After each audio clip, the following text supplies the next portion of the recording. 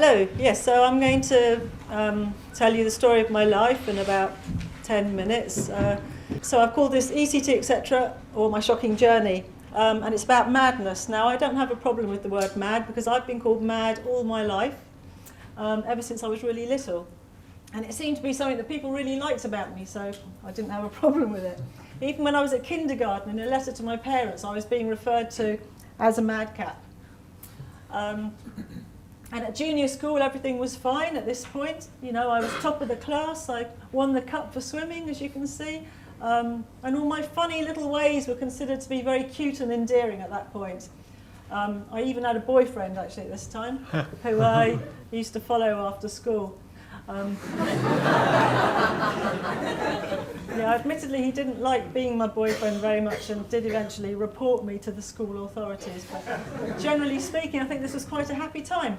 Secondary school, however, was a completely different ballgame. I was sent to a school for clever kids, so I was no longer the top of the class, now I was the bottom of the class. And my funny little ways weren't considered to be so cute. Now everyone just thought I was really stupid and immature. This is me at secondary school, feeling very left out of everything, lonely, etc. I tried desperately to make friends, but I don't know, I just didn't seem to go about it the right way, and I was constantly pissing people off. I don't think my dress sense was helping matters much either. Then when I was 14, my dad died, and at this point I started some rather dodgy DIY coping strategies. For example, self-harming using stinging nettles. I think this was possibly a slightly middle-class way of going about it. Organic. But that's how we did it in the countryside. But you know, you could make yourself a nice cup of caffeine-free tea afterwards with it and go for a nice walk in the countryside, looking for dock leaves. So then when I was 16, I did the losing weight thing. This is me at 6.5 stone in America on a wobble machine, thinking that I'm fat. So obviously the idea of this wobble machine was it wobbles away the fat, but in my case it acted more like a kind of sanding machine, smoothing down the sharp edges of my hip bones. Then when I was 18, my mother died.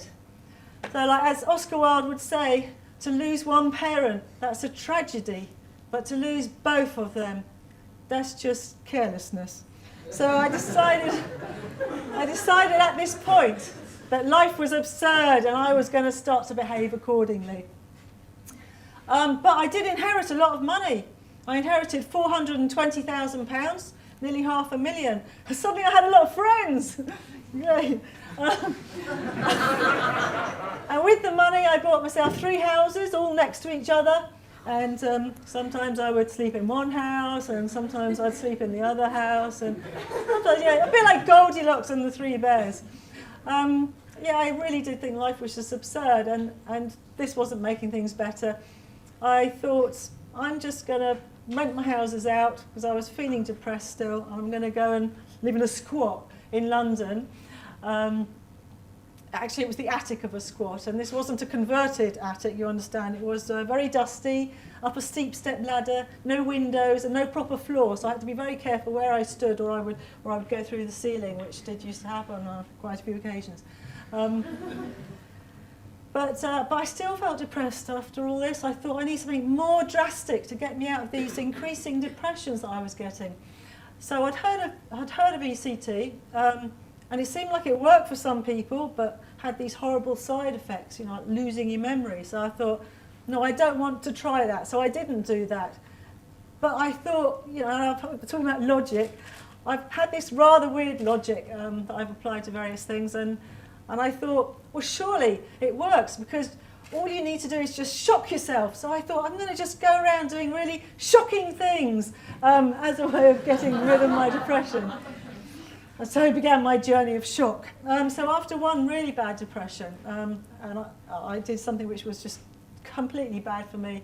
I went and stole some things, and you know, I didn't need the money, obviously. This was purely as an antidepressant, you understand. Always silly little things that I didn't really need, you know, like bow tie, bikini, things that would fit nice and easily into my handbag. And I have to say, it worked. The shock, I'd never stolen anything in my life. The shock actually did snap me out of my depression. But of course, after a while, it came back. And after a very, very bad depression, which had gone on for a long time, and I was getting really out of touch with everything and people, I thought, I need to do something really shocking, something totally taboo that's actually also going to get me back in touch with people. This is my logic. So I became a prostitute for a couple of weeks. And again, it worked.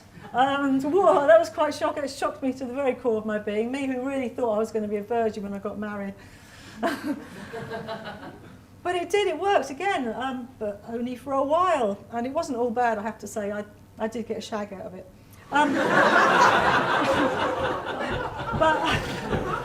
But like I say, the depression did come back, and I thought I need to do something even more shocking than this, something which for a lot of people is more terrifying than death itself.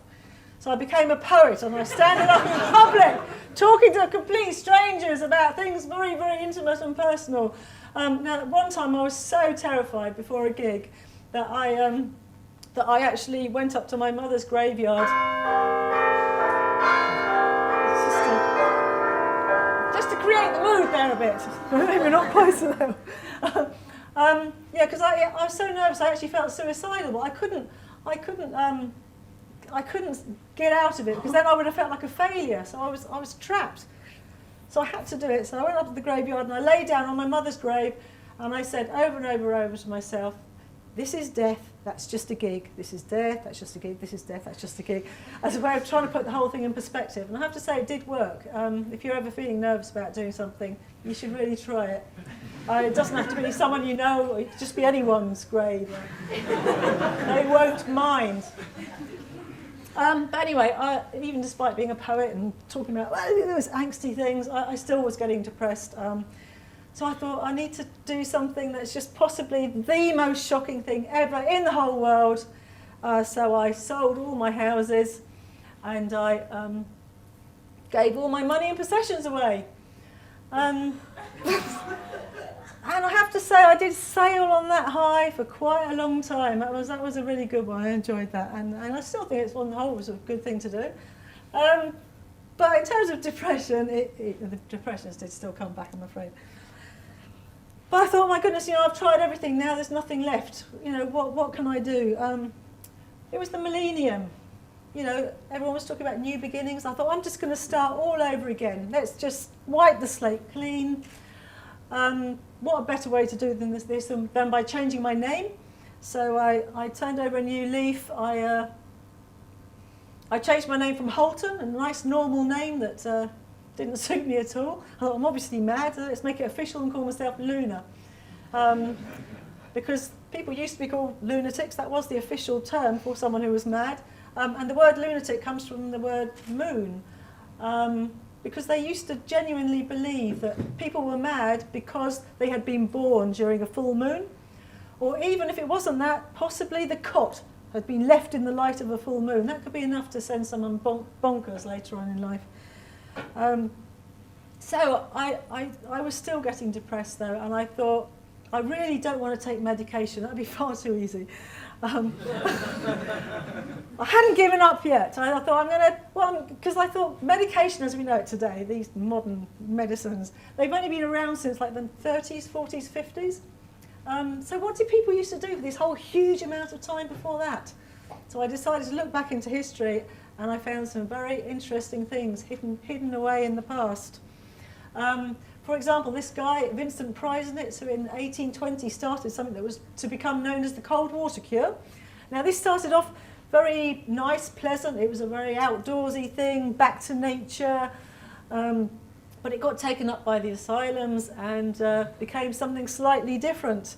People would be hosed down with ice cold water against their will, hosed standing up, hosed in the bath, or even just freezing cold buckets of water poured over their heads. Or this one particularly caught my attention. Please notice the element of shock here. I got very excited by this idea. There seemed to be something in this, and never more so than when the ECT was combined with the cold water cure, because apparently the water helped to conduct the electricity. Which it would really, wouldn't it? Yeah, so not everyone enjoyed this though, and sometimes people did die doing some of these treatments, but nevertheless I was excited by this idea. I thought there's something in it. But let's return to the more pleasant idea of cold water and nature, for example, the sea. All right, that's not a bookworm, that's my finger, sorry about that. I thought I'm going to try my own DIY hydrotherapy. So I'd heard that there was a group of people, serious men with large moustaches, who swam in the sea all through the winter. And I wondered whether such a group of people still existed today. And I discovered that there was such a group of people, and I joined them. And here we are about to go for our swim in the sea, equally serious people with our moustaches. Very important for warding off sharks and such like. Here's a little clip taken with my good friend Kevin, who is also one. It was a little bit choppy on this particular day, but hopefully it shows you how invigorating it can be to have a nice embrace. Oh, he's lost his trunk tape. Very invigorating, though, to have a little dip in the sea every day. As you can see, health and safety hasn't reached the shoreline yet. The sea is still one of the few places where you are allowed to be responsible for your own life and take risks. A lot of people have been talking today about how important it is to take risks, and that's me just getting out, because that was a little bit too rough. So yes, a lot of people talk about recovery programs and the 12 steps and how you should hand your life over to a force greater than yourself. Well, the sea, definitely fits the bill there, I think.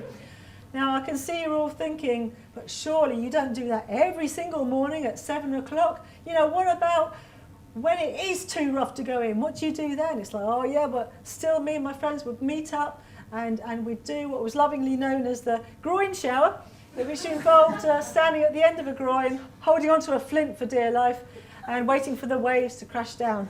Please notice the resemblance here to the buckets of water earlier on, and it does actually feel quite heavy as that falls down.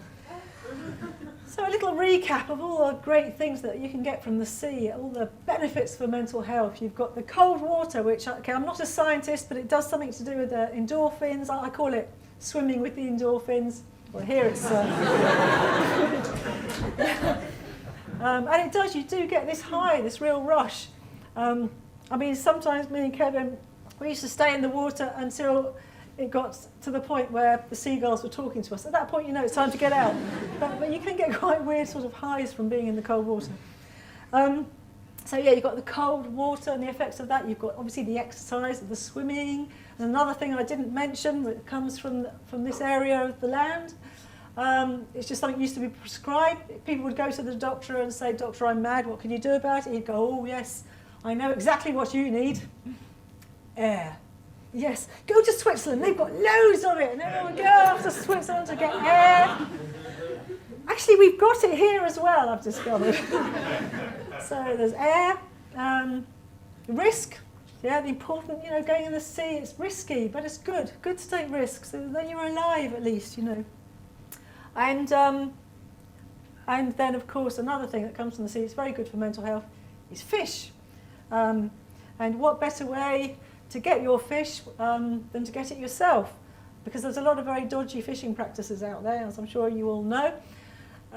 So the way I do it, because I don't have a boat, and in Brighton we're not allowed to fish on the pier anymore because it's for yuppies on holiday. So I catch my fish by doing something that's called, what we call swishing. And here I am demonstrating the things that you need in order to go swishing. You need a good pair of flippers, you need a swishing rod, which is a specially designed rod made of bamboo, a net around your neck, and I've got a little knife there just in case the fish decide to swim around my feet and tie me up so I can't swim back to shore, which would be a bit bad. And here I am in action. Kevin took this photograph, it's one of his photos. Yeah, he just happened to arrive just as I caught one, which was good. And this is the guy who invented swishing, David Sawyers. I have to say, this was before I was able to take the fish off the hook myself, but I can do it now. I've got over that squeamishness. But yeah, so here he is demonstrating. You have the net in one hand. Please notice the moustache. David Sawyers has never had any problems with sharks. And also look how happy the fish are when they're caught sustainably in this manner, laughing away. Very happy fish. So I am working on my moustache, by the way, but it's getting easier, in fact, as I get older. So, yeah, and there he is popping it. As you see, the rod just floats there. But anyway. So these are all wonderful things that come from the sea. So much better than getting your fish from the shop, which is just sheer laziness, isn't it, really? Also, under the sea, I have found wonderful things. For example, under the sea, I have found a ring. The 29th of October last year, the sea and I officially got married. And also from the sea has come something rather great. I've become an underwater model. Because from all my underwater swimming, I've got quite good at holding my breath. So I've been doing modelling for a photographer called Emma Critchley. And this is one of her pictures. She's allowed me to show you. The idea, actually, it's been turned around. So I'm lying on the bottom, and because I can hold my breath for quite a while, I can hold it for long enough that the reflection goes still, and it creates this nice effect. Although I must admit, me being me and still slightly silly, I tended to like the ones that went wrong. Like this one. I was going, oh no, use that in your exhibition, Emma. Go. She's like, no, I'm a serious photographer. But she has allowed me to show this. Yeah, I just want to finish really by saying that swimming is not just for Christmas. It could be any day. And also not just for when it's sunny. This is the icing on the cake, is when it's really snowy. So yeah, get your swimming stuff on and get in the sea, and it will be the cure for everything. Thank you, I've gone over time.